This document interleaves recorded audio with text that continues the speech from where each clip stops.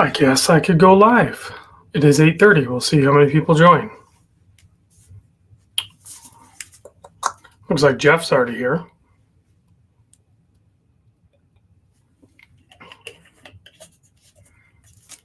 A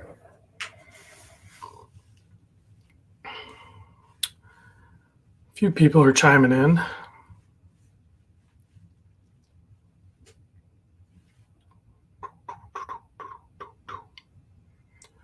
There we go. Von Krull's here. Todd's here. Tim, John Page.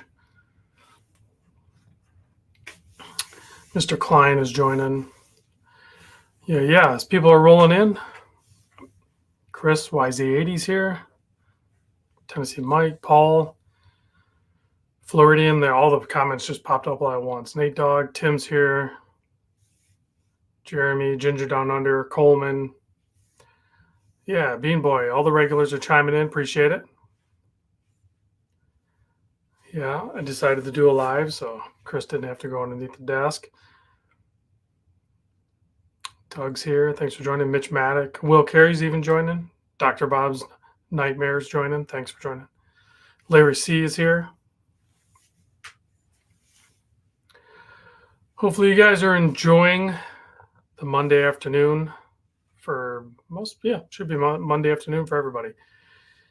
Theo Von Deck. All right, let me highlight this. Theo says, if I want to buy a new mid-tier luxury watch, am I better off paying full price through AD or searching marketplace like Chrono 24, etc. for a deal? Depending on what you consider mid-tier luxury, and if you're looking at new or used, if you're looking at used, then yeah, go to a reputable site to purchase. And a lot of people, even people in the chat, will chime in. Todd is one of them. He's in the chat. He also talks about he's talked to me about purchasing a lot of his watches he gets from like Chrono 24 or like sources, maybe Toppers used or something like that. Calico Basin even chimes in. He says price is king on mid-tier, and they're not wrong. They're not wrong. So I personally like buying brand new watches at AD, but that's just one way to do it and a very good way to lose money. So if you like losing money because you're a serial flipper and you like to buy new watches, then yeah, follow my lead. Let's see, Oscar's here. Larry C says love the Seiko stand in the background. Just opened that up today. That was a gift from my buddy Tyler at Exquisite. Apparently they didn't need it or didn't have room for it. Yeah, it's pretty cool. Now I probably won't leave my watches on that because they're going to get all dusty and everything, but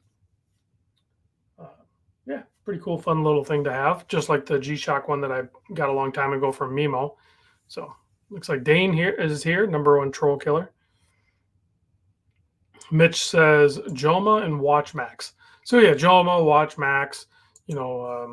There's a lot of really good sources, and sometimes just finding the private seller is fine too. You just have to be, do your due diligence and make sure that you're buying the correct watch and from a good seller and everything. Tim's with me. He says I love losing money, so I do enjoy the AD experience most of the time. Pretty much where I land.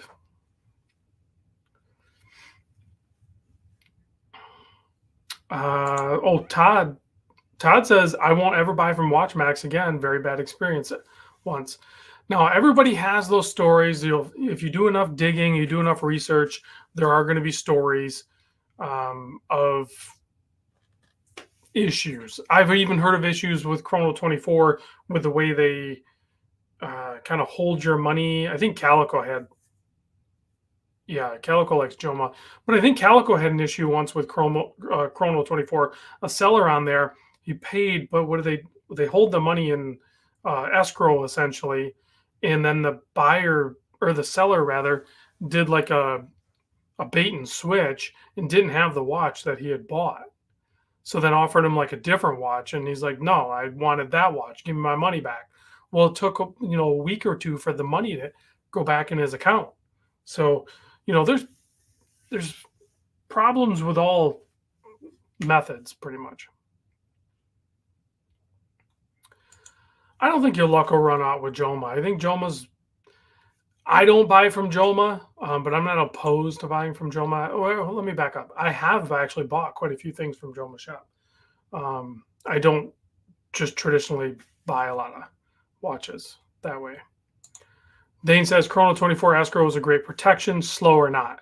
So yes, the downside is that seller should be reprimanded that did that to Calico. I don't know if there's checks and balances with that, but having that escrow is also protecting the buyer and maybe the seller a little bit, but definitely protecting the buyer.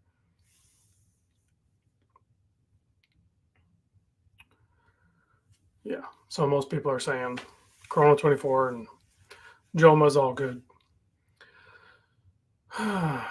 But let me back up too. Like my case is a little bit different now, definitely with where I'm at because I'm closing in on like 87,000 subscribers.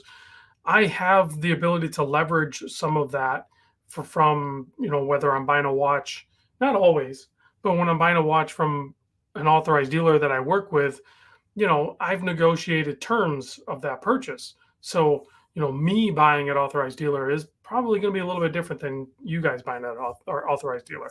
So to be, fully transparent there.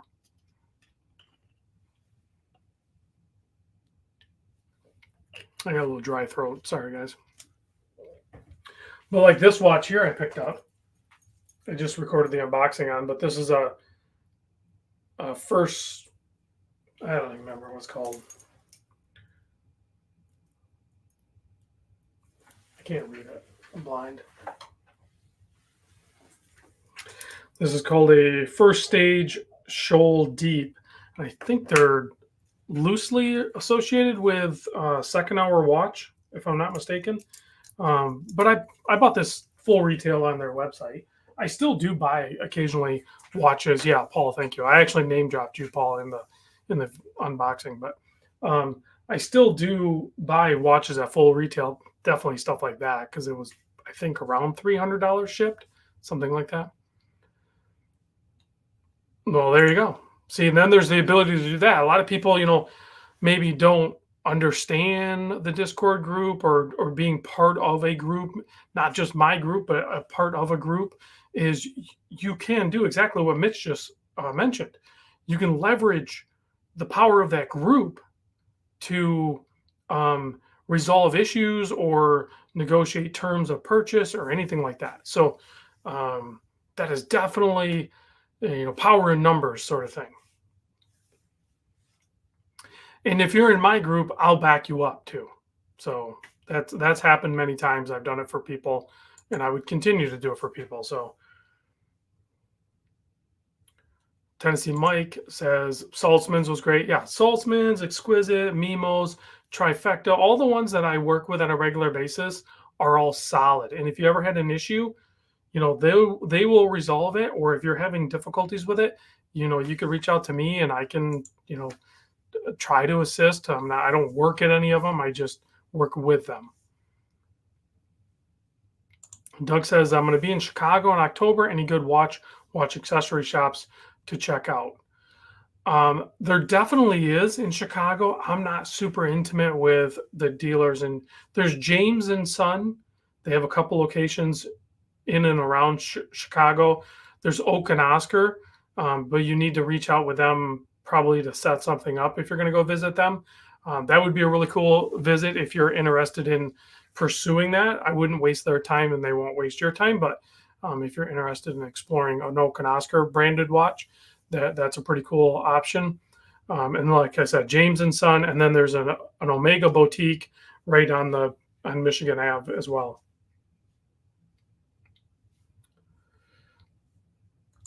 That's true in a lot of cases, Mike. It's not what you know, it's who you know. Tim says Trifecta rules. Trifecta's pretty dang good, yes.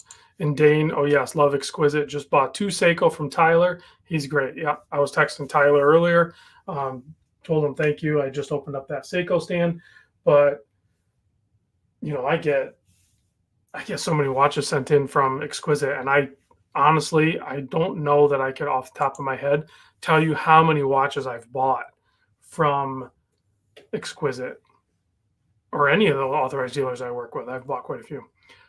Paul says Astor Banks. Yeah, those micro brands are in Chicago, but I don't know if they have brick and mortar. So like you need to reach out to them and try to set that up. Oh, what is this right here? Monaco says Seidel and Seidel downtown Chicago was great. They are a Doxa and Nevada authorized dealer. Great service. Bought my Doxa there during Chicago windup. That's got to be the place my buddy Josh goes to. Because do they also carry Zodiac? They might carry Zodiac too. If so, that dealer right there, I think, is one that my buddy Josh that lives in Chicago goes there. So check that one out too if you're going to go to Chicago.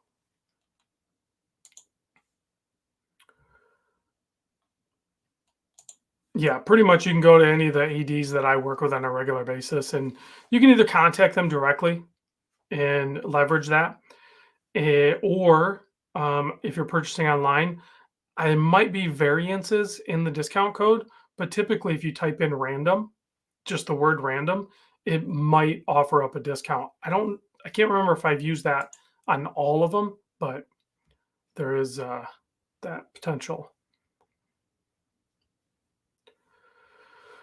Let's see. Tim says Exquisite has the most over-the-top packaging attention to detail I've seen. Yeah, they package them good. They're wrapped, they're boxed, and they're typically shipped overnight. So, see, Jeremy says, Rob, I just picked up the G-Shock GW 6900 NASA 24, the one that just came out. I love it. Do you have any tips for receiving the RCVD signal besides leaving it on the windowsill with the dial up 12 o'clock pointed out the window overnight? I've never experimented with trying to get those signals. I'm not sure if there's a more successful way to achieve that, or if it's, just, I know it maybe depends on where you're at in the United States. I know it's a radio signal, so like it can just go forever basically, but like I'm more towards the East Coast, so I'm a little further away. But again, it depends on where you are. Maybe you can try to like I know you can try to receive that signal, but Calico says drive with your arm out the window. You could try that. I don't know if he has confirmation that that's worked, but no, that doesn't work. Okay, yeah, Michael says the price on that Luminox was shocking. Yeah, I was reading. In case you guys don't know, I actually read every single comment on my videos, and yeah, that price on the Luminox is limited edition, and it's special and everything like that. But yeah, that price is shocking to a lot of people. I realize that. Okay, Von Krull says I'm roughly in the middle of Canada, and I need to leave the watch by the window at night to sync up. So leave it close to a window with clear line of sight to the outside overnight. Potentially will increase your odds. MM10's down in Hawaii. That's awesome. Mitch Maddock with the $5 here super chat for the college fund. Thank you very much. Literally, what is it, in like 2 or 3 weeks? We take our daughter to college. She's going to be a freshman in college. And then empty nest. Like it's crazy, crazy, crazy, crazy. Paul says, Rob, do you have any ADs that that carry Movado? Really interested. Yes, Saltzman's carries Movado. I've done some pretty interesting watches from that brand sent in by Saltzman. So reach out to Richard or Paul, DM me because you're in the Discord. Just DM me and I can get you Richard's contact information. Or you can just go search Movado watch on YouTube and maybe my video will post up, and then you can look at the quick links there.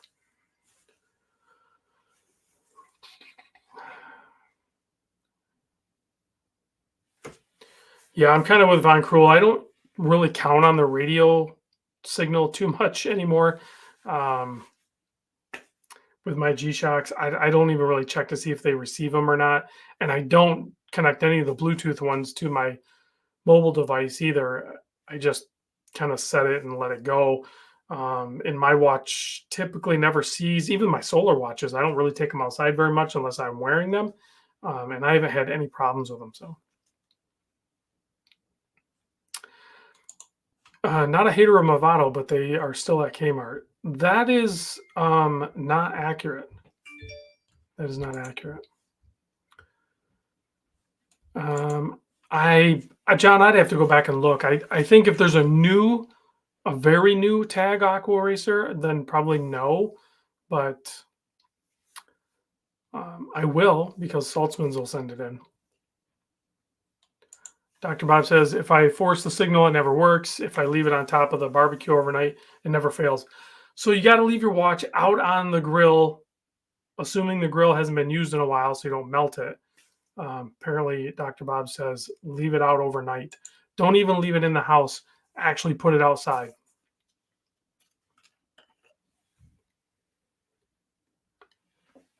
Fedora Gent just chimed in. Thanks for joining. Oh, shoot. Let's see. Oh, I've gotten a couple of texts, but let me read something here. Fun Cruel says, what I do is monitor my watches, and if a watch gains 0.10 seconds a day, I'll set it behind by 15 seconds, and it's good to go for 300 days. Yeah, I don't even think about it that much. Just put the G-Shocks on your roof. Just toss them up on the roof.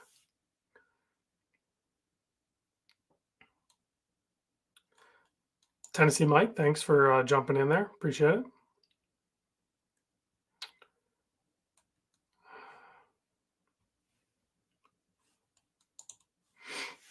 Okay, so the title of the chat, I know we don't have a ton of people in here, but the Monday live chat, do not in capital, sell or buy when in a funk.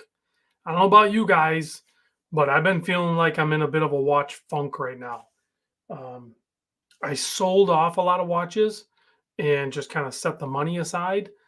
I didn't do that because I have a different plan for that money, hopefully, if that pans out. But there's still more watches I need to sell, but I've been hesitant to do that even because I like to follow my own advice if possible, but I am in a bit of a funk. Like, other than buying that Shoal Deep, which I knew I wanted because I knew I wanted that thing from like over a year ago when I met Paul at the Chicago Windup 2023. So that one to me is safe because this guy here, because I knew I wanted that from a while ago.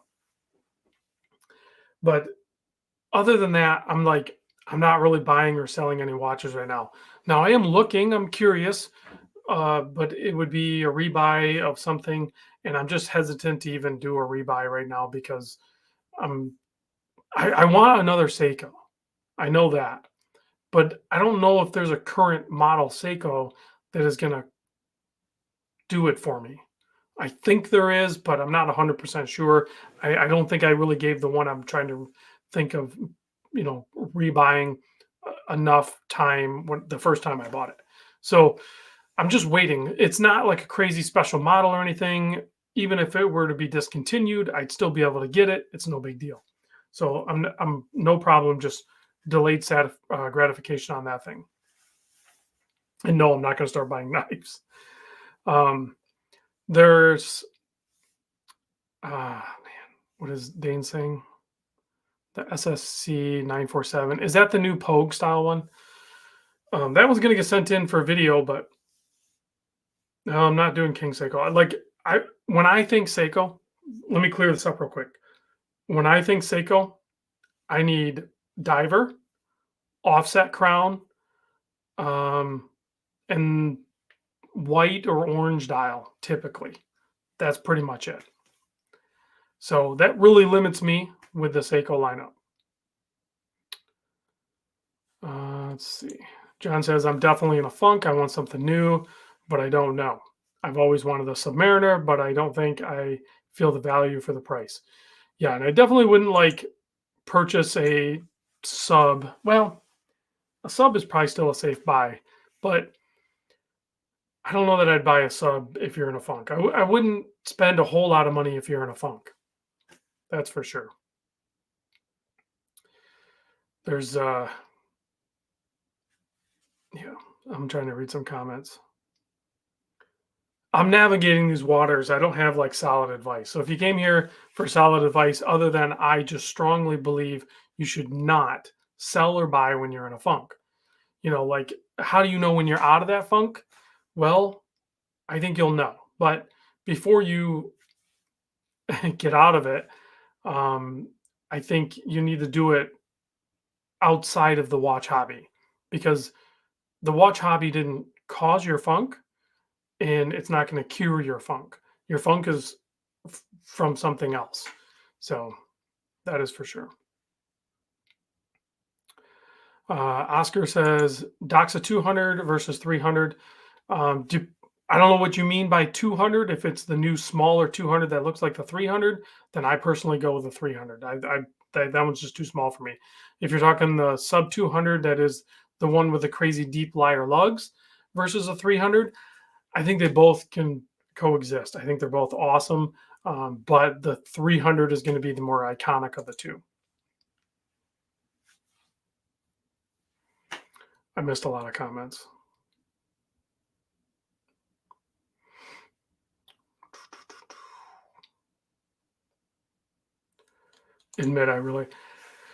I fully admit I was actually pursuing the newest current model Air King. And that's all I'm going to say about that. I'm not buying it. I've moved on from that. What is this? The new SPB 253 is a nice looking Seiko. Let me.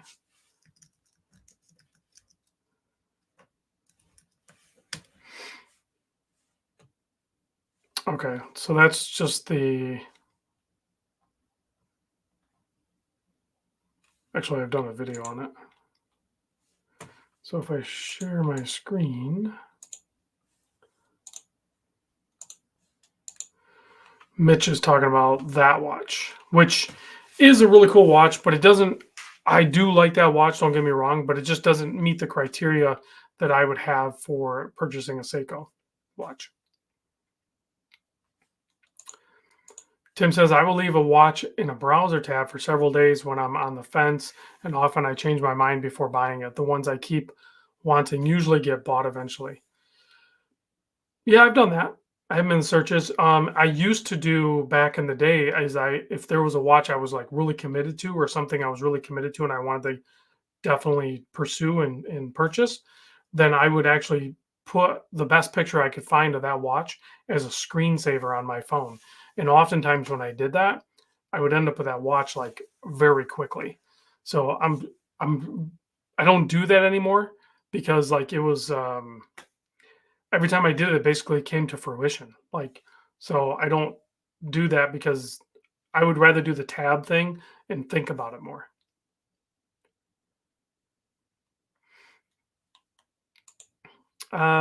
Yeah, I mean, we're not going to talk politics, but I also don't think you need to really worry about that if you're buying at the level that I'm buying. I'm talking like a few $100 or something like that. So,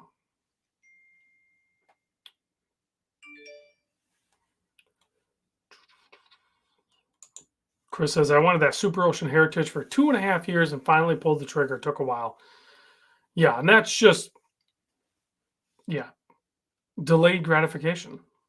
Because I'm sure there was many times where you had the opportunity to purchase that watch. What the timing of it wasn't right for whatever reason. You know, it wasn't a priority or whatever. So, Mitch Max says, "Sorry, that's not the one. It's the one that just replaced the SPB 143 and now has a black dial and a black bezel with white indices." Well, what the heck is the number?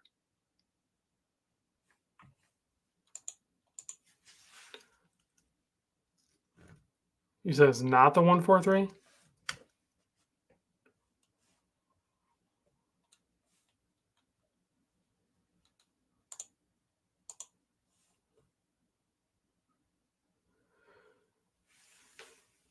Okay, so like a black dial. That's more of a anthracite dial. So there's like a black dial. Is it that 239? Is it that one? No, that one's got the gilded. That is a good looking watch. All of these are good looking watches, but they lack the offset crown. What I feel like a Seiko watch needs to have. It doesn't have it.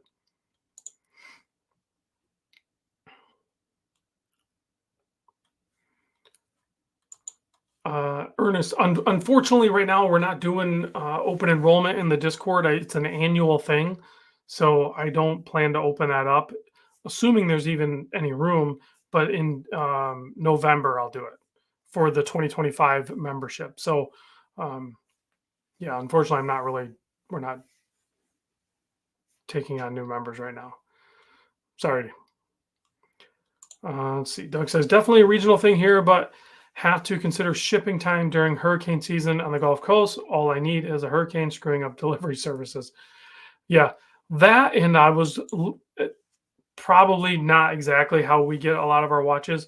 But you ever watch those videos with those huge shipping containers that come over from China, Asia, somewhere, and then like you'll see there's videos of this all over YouTube where like a huge truck container size just like fall off into the ocean. I don't know how common that is, but what is inside those things? And they just poof off into the ocean and they're gone. You know, pretty crazy. Are some of those full of watches?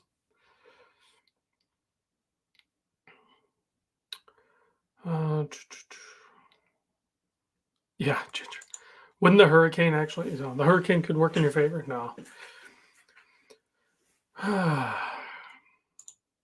Todd says Von Cruel. There's Aussies in the Discord. Yeah, we have people from all over.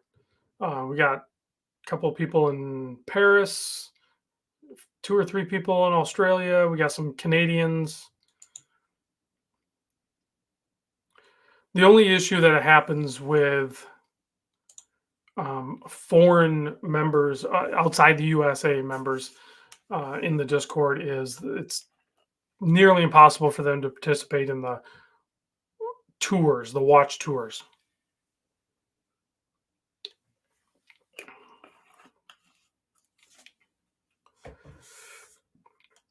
Yeah, see, that's what I knew there was like some of those have like obviously they have stuff that's worth shipping.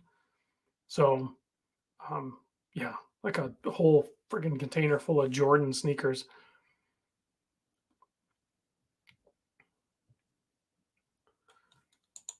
We even have some from the country. We have quite a few people in California in the group. Um, believe it or not, why do I keep clicking random stuff here? So, and we have Floridians. Ginger Down Under. I'm an Aussie in the Discord and very happy with the group and what I get from it.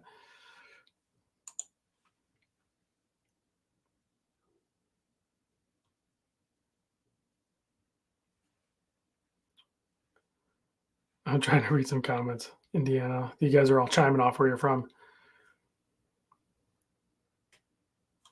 Here's a good question. I get this comment occasionally. Your desk, ever thought about putting down felt or soft cover to put watches on to protect them?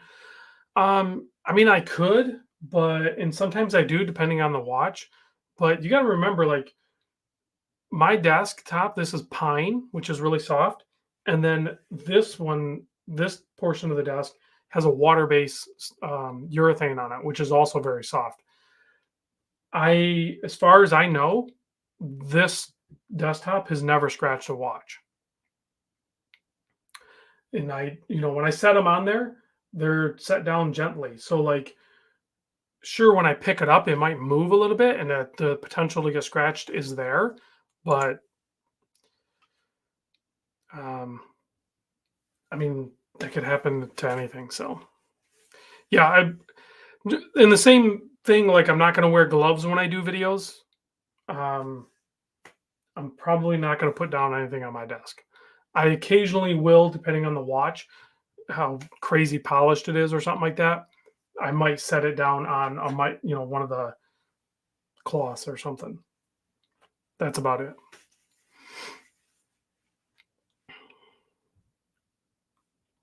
No, I'll have to look that one up.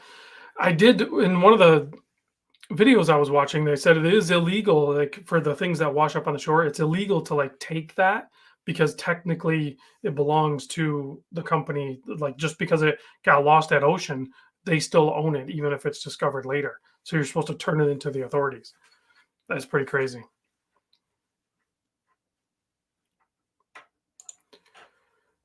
That is true, definitely. And if you look even closer, and depending on how often like you replace them, if you look really close at some of these polished surfaces, microfiber cloths will scratch them. So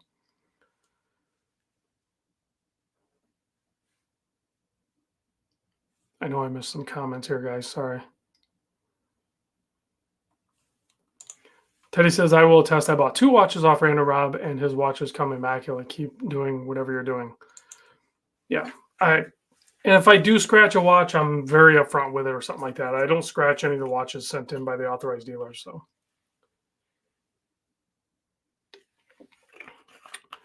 that's a pretty good question Paul has.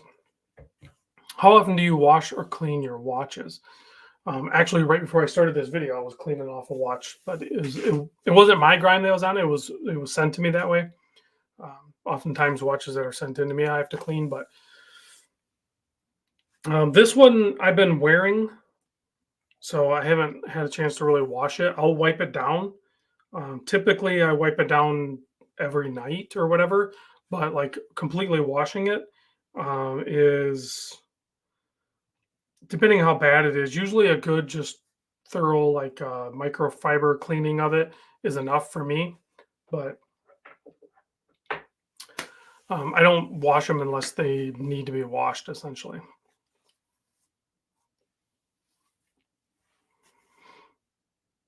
Uh,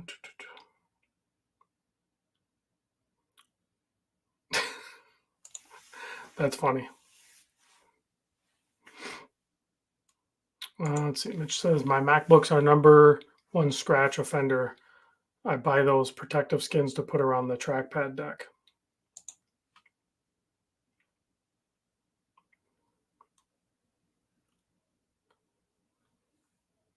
What is CC? I forget what that is.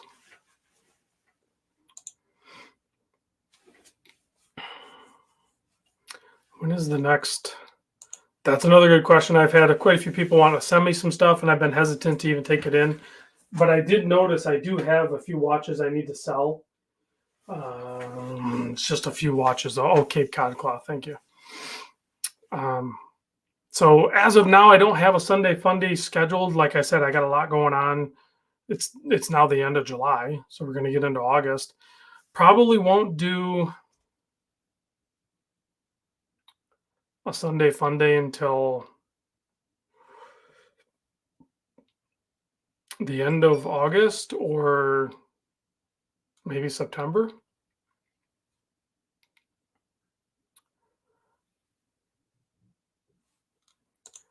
Teddy says, whenever the bezel gets tight, I wash them with mild soap and soft bristle brush. Yeah, that's fine. No, I do not have any pussers run back there. And actually, all this, like I said before, I told you guys, Wednesday, the guy that I gave all this to, he's coming to get all that Wednesday. So I stopped drinking. So I'm offloading all of my bourbon as one whole poof collection gone.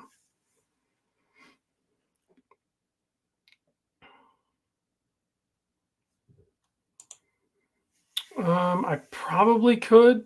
I know I've had Mark on before, but he works a lot. Like, I mean, we all work a lot, but like he works a lot.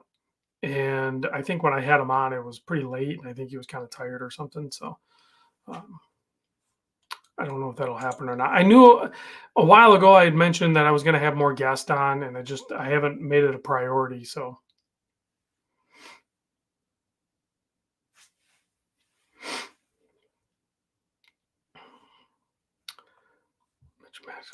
says, stop drinking 20 years ago. Don't miss it. I don't miss it either. Like I wasn't like hooked on it or anything. I was just drinking.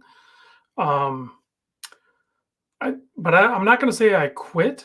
I don't, I don't want to hear, and I don't want to be like, I'm not like tempted by it or anything like that, but I don't need it here. I don't need the quantity that I have for sure with the path that I'm taking on my life right now. So, um, if I'm on vacation or something, I might have a beer or something, or a old fashioned or something if I'm in the mood, but I also might just never do that. I don't know. I don't like to hard lock into like rules in life with like the way I'm going to be doing things, or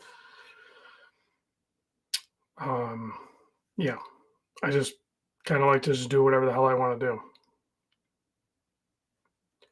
Fedora is going to shut her down for the month of August. I do it once a year for health reasons. Yeah, shut it down for August. Let's see. Paul says, "Am I interested in the new Christopher Ward Trident GMT?" I'm gonna hit them up and see if they want to send it to me to video. But am I interested in purchasing it? No. Michael says, "This month is 6 years sober for me. I too don't miss it, and I have money now." I was spending. I'll tell you real quick. I was spending a lot of time, like every time we went to a store or something, I'd be like, "Oh, let's go see what the bourbon collection looks, selection looks like," and then I would maybe buy a bottle. A lot of the bottles I would buy would be like around $100, and I would just arbitrarily buy one, two, three, four bottles, no big deal. Um, so way too much for sure, time and money, and then not to mention, um, if I wanted to go for a drive or go do something with somebody or go, shoot or something, or then like if you've been drinking, even if it's like a little bit, like you cannot do that. So it limits you on what you can do too. So there's a lot of downsides to drinking on top of the fact that it's actually poison. But like I said, I'm not gonna say I won't ever do it again, but definitely not gonna drink on a regular basis or anything.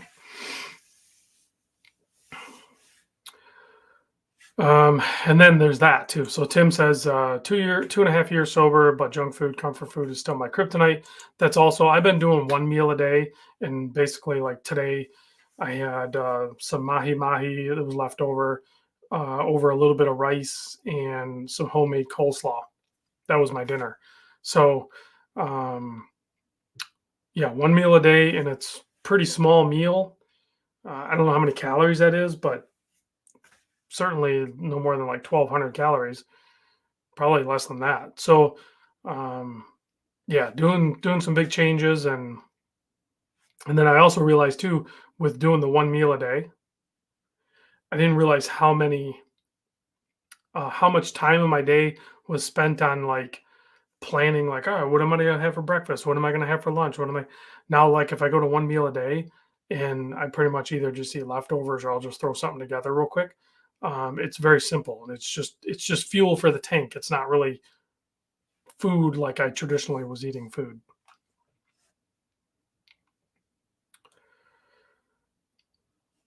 Am I feeling better? I am feeling way better than I was probably even like a month ago or a few weeks ago, for sure. Am I? I'm definitely not where I want to be, but I feel better. Yes, but I have a long way to go. Yeah, so I guess you can call it that. I just call it. There's so many things, and I don't.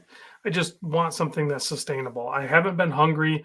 I do get weak, but I'll get past that because as I drop weight. But intermittent fasting, water or coffee. I drink water during the day. I have a cup of black coffee in the morning that I hand grind and get that. And then I've been drinking a few, like one of these a day or something, but it's 110 calories. So I know you shouldn't drink your calories, but I like the flavor of it, and that's the one thing I have. So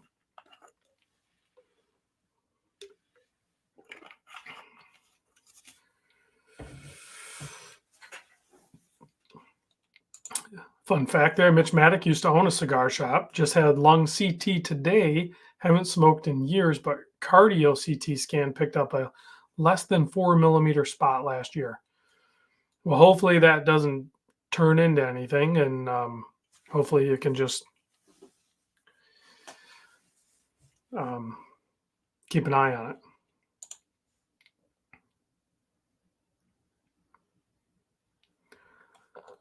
There's that. Oh, I started doing that too, Dane. Actually, walking 4 miles a day helps me too. 4 miles. I haven't done that yet. I've been doing 3 miles. I didn't walk tonight because it was raining and I just pussed out. I could have threw a raincoat on and went anyway. But um, yeah, I've been going on these walks with my wife, so that helps too if you have a partner that is down for the struggle.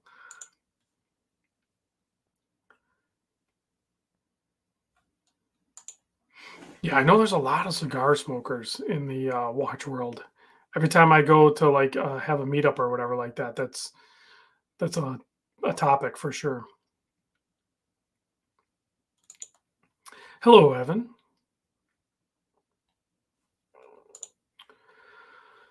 Alrighty, let's get back onto watches. Did anybody go to the Chicago Wind Up Show? I did look at pictures; they looked great.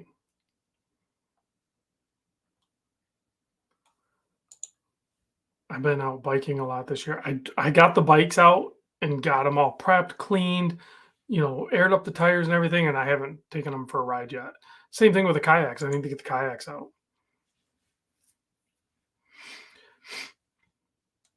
Yeah, so Chicago windup is done. Actually, I did see some pictures of the Intersect show in LA or in Long Beach. That looked really good as well. That looked cool. So, Paul, yeah, if you want to get me those, I probably won't throw together. I mean, maybe I will. I guess I have some pictures that Greg took, and then maybe if you have some videos or something, I could probably throw something together. But the further we get away from the show, the less and less relevant it is, I guess, to post up a video. I got a little bit of a runny nose. Excuse me. Oh my God, I gotta highlight this one. YZ80 says, "Don't get on bikes or boats that do not have motors." The kayak is fine. I'm good with that. But I have been looking at e-bikes again, and I might pick up an e-bike maybe next year.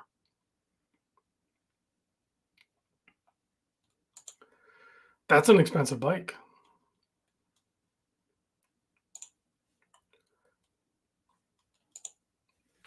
Canadian Watch Monkey says, "Hello, Rob. Hope all is well. I've officially become a Tudor fanboy. There are some. It's hard not to like Tudor. The biggest issue with Tudor, and maybe it's not really an issue, it could actually be a blessing, is they take such a hit on the secondary market. Pretty much all of their watches too take a hit. So if you, like we talked about earlier in the show, if you pick them up gray market, secondary, or however you want to do that, um, you can pick up a hell of a watch for like below retail for sure in most cases. Now, when it's a new release, when it first comes out, that's not going to be the case. But if you give a little bit of time or just get the prior year's release, and you can save yourself some money, and pretty much it'll hold its value right around that level. It's just that first hit is ridiculous.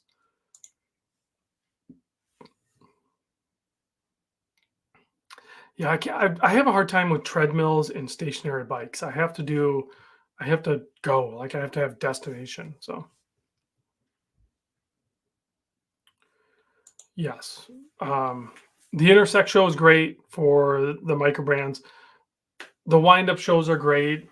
DC District Time is great. The what do they call it? What minutes and hours? That show is blossoming pretty good. So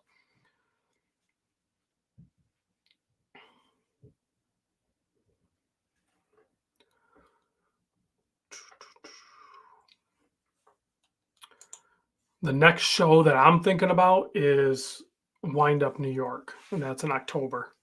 I'm actually low key kind of trying to plan that whether I'm going to fly or drive. I kind of want direct flight if I'm going to fly. If I drive, it's about a 14-hour drive, 14-hour drive, and I might just drive it. I don't trust airlines right now with the flight issues.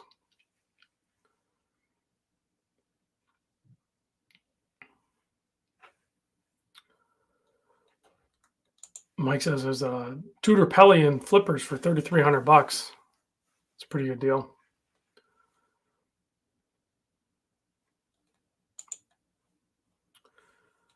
Yeah, the DC District Time show is one of my favorite shows by far.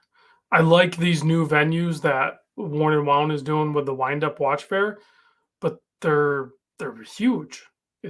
They're like really big venues, so it starts to lose some of its. It doesn't lose its personal touch. It's just it's so big and spread out. That's what's nice about the intersect shows. Those are more intimate, and you can pay for that VIP early entry. I think that's a really solid way to go. Hands down, still one of my favorite all-time watches. I've owned one or two of them now. The Oris Big Crown Pointer Date is such a cool watch. Um, I still really like the Movember one, but I'm sure there's some other really good ones. Oh yeah, forgot about that. The Toronto timepiece shows in September. I was invited to that, but some of those like I can't this year I definitely can't do a bunch of shows. I've already done a couple of shows and I plan on doing the New York wind up and then I'm pretty much done. Next year I might do more, but Tim has the Hank Aaron one. I really like that one as well. Paul, thanks for joining us. I'll see you. Talk to you soon. So Walter says I saw you on Your Terrifics video. Was he? Uh yeah. He's exact. This is the beauty of like YouTubers, and I've met some other YouTubers, but unless they're like they go into a full character mode, but Evan's not in character mode, and neither am I. So like when you meet me, I mean, I've had people tell me that yeah, it's when it's still Random Rob. Like I'm not Random Rob. That's my YouTube channel, but I'm Rob, right? So what you see on video, which isn't a lot of me, it's usually watches, but that's the same person you're going to meet out in the public. And the same thing with Evan from your Terrific. When you meet him, if you do, um, he's exactly like you would pretend, that you get on video because we're not actors. We're not actors. We're just regular people that started a project on YouTube, and the next thing you know, you had success, which I told him back then. This was like 2 years ago. I'm like, dude, you were going to pass me because like his sense of humor, his creativity, and his clarity with the video and the way he talks about watches is just entertaining and so dang cool. And he passed me. I think he might even be at 100,000 subscribers now. I'm not sure. I'd have to go.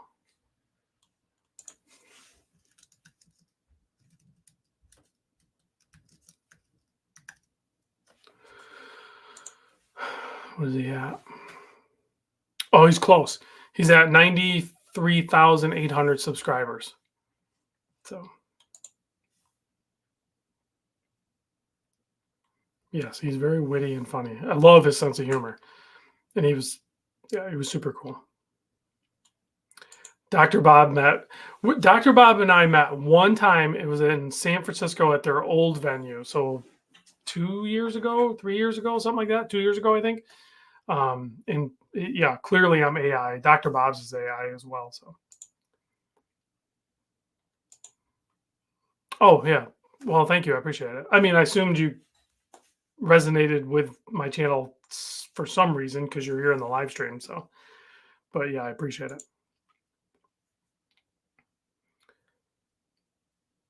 There you go. It was 2 years. I lose too. I've been to so many shows and I've been all over the place. I lose track of like when it was and everything like that.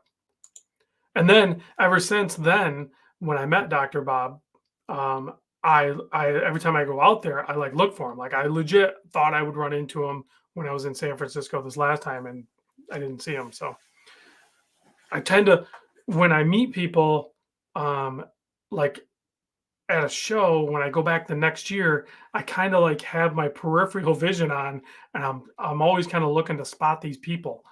So, and it's getting more and more like because I've met so many people now, like it's I can't keep up. So thankfully, most people will come up to me and be like, "Hey, Rob, how's it going?" or whatever. So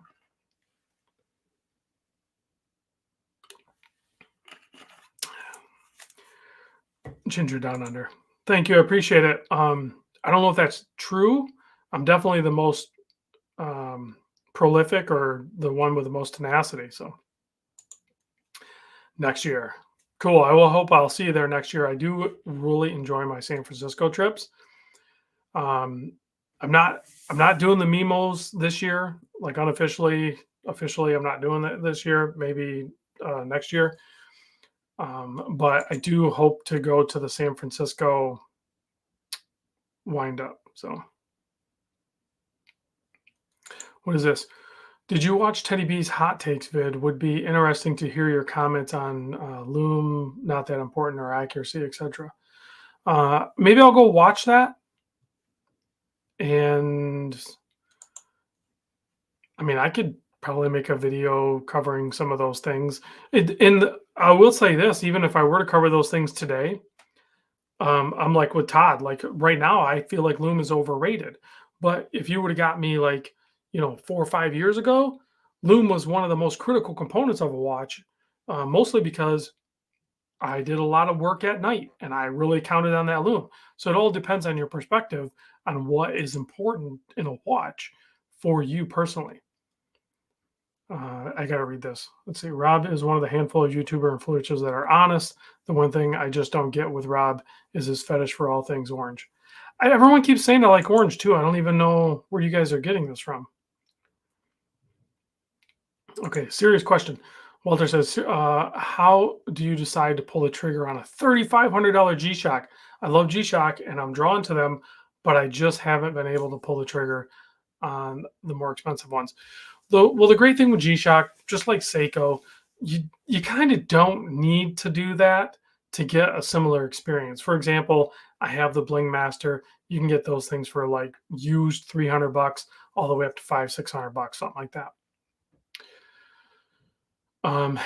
In the titanium ones, they're not really doing the titanium ones anymore, but you might be able to find a used titanium one for like around $1,000, and you're pretty much really close to an MRG, which is the $3,500 one. How do you get to the point where you pull the trigger on it? One, I didn't really pay $3,500 for mine, so that might weigh in on my decision to buy one because I get deals, or if you buy them used, you might be able to get deals. So I don't know that there's a ton of people that are paying full retail for those G-Shocks at that level. I'm sure there are, but I just don't think that's the majority of the case.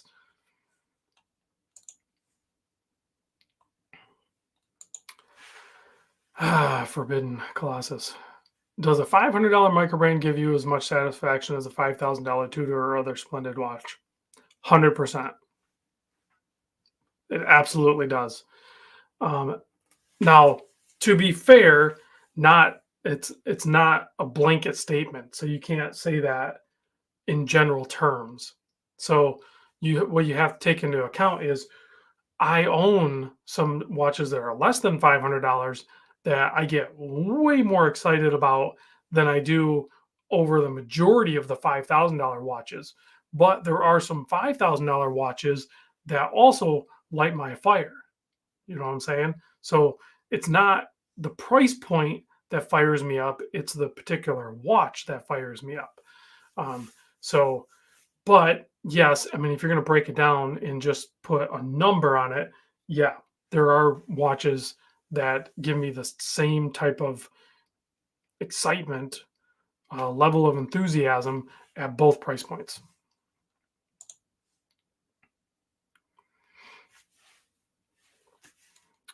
That's 100% true. Mimo will give you a deal on G-Shocks that he carries. Floridian says, met Teddy B on airplane in Cleveland. Nice guy. That's hilarious. You met him on an airplane. Probably not anywhere near Florida, because I find that you're almost never in Florida. It's kind of weird that your name is Floridian.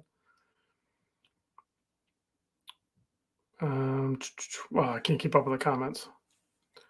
Tim says, I would like to meet Teddy and TGV. I already met Rob, so need to complete my watch Mount Rushmore. Um, yeah, you know what? I haven't met Teddy or TGV, but I have met Chris from. Um, oh, shit. Why am I? I'm spacing out.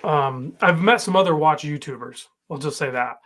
I've met Evan, of course, from You're Terrific, and then Watch Chris. I've met Chris, Watch Chris. We actually went out and had a beer together. Super cool guy. Met Mark, yep, at Long Island Watch. Um, yeah, Watch Chris. Yeah, super cool guy. And he maybe I'll talk to him. He's got young ones, so I know it's difficult for him to like break away all the time. But and of course, I've met Bruce Williams. Bruce and I've hung out before. I'd like to do that again soon. Um, but yeah, definitely. If you ever have the chance to meet some of these guys, whether it's Watch Chris or Mark or TGV or yeah, I haven't met Peter Costa yet, but Evan or any of these guys, like you know, the thing is you got to remember too. Um, Typically, if you're in an environment, unless you're Floridian, you just run into them on a plane.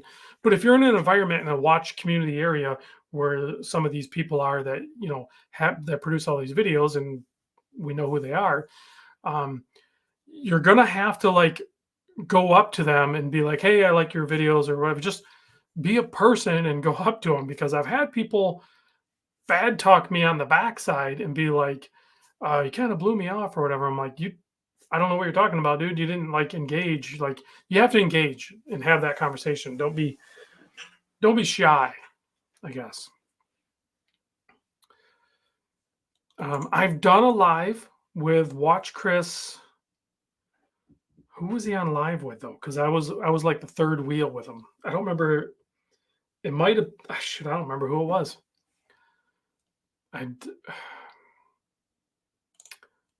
Yep.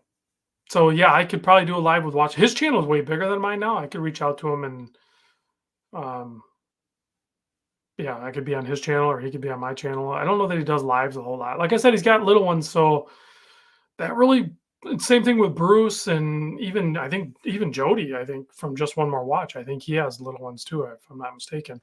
Um, that really takes a lot of time. It's been a while since I've had little kids. So Long Island John is here.